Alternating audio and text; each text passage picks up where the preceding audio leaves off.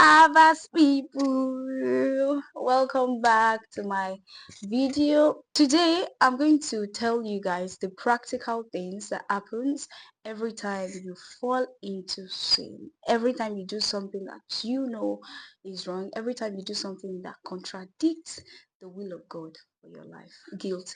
This, I see it as, for me personally, I see it as a positive sign.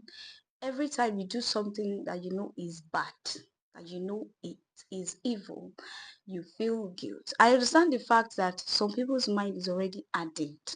They've cried so much that now whenever they do something wrong, their conscience is not even, pricking them. They don't mind.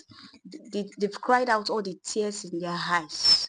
They are not sorry again. But for people that every time they sin, every time they do something evil in the eyes of God, they feel guilt.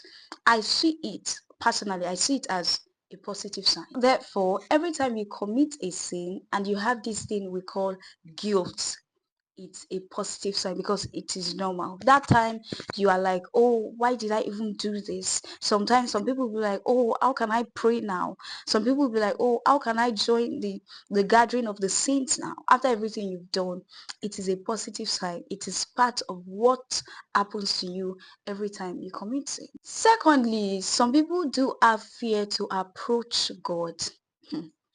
I mean, I know it's normal, but then you need to come against this one, because if you don't approach him, if you don't tell him what you've done, how can he forgive you? How can you know it deep down that, yes, so next time you will know that you are not supposed to fall into this same sin again? So another thing that accompanies you every time you fall into temptation is fear.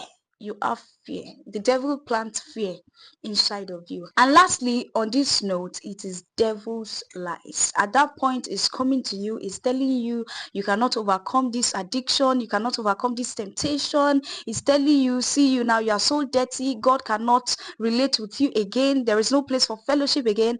All those are lies, because devil is a liar, is the father of lies, is the father of all lies. The main three things that happens to you every time you fall into sin: guilt, fear, and lies from the devil. So in the next video, I'm going to break it down to you and tell you the things that you should do when you find yourself falling, when you find yourself in sin. Listen again, I am not encouraging you to sin. The Bible made us to understand that he who sins, he who continues to sin, is of the devil. So we are children of God. We are not encouraged to keep falling, and we are not encouraged to remain in that sin and in that falling state.